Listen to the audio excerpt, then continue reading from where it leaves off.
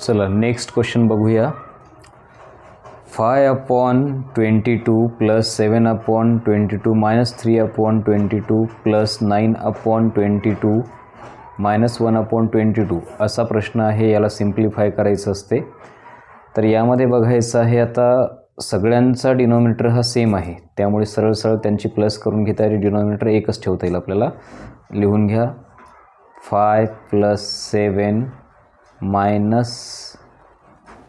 3 + 9 - 1. Denominator same असल्यामुळे सरळ सरळ 22 लिहून घ्यायचा. आधी सर्वांची प्लस करून घेऊ. 7 + 5 = 12. 12 + 9 = 21. मायनसवाले करून घेऊ पहिले. प्लस मायनस मायनस प्लस होते. 3 + 1 किती झाले? 4 अपॉन आहे 22. आता 21मधून 4 मायनस करायचे. 17 यायला पाहिजे तिथे. 17/22 तुमचा ॲन्सर आहे ऑप्शन नंबर बी किंवा 2.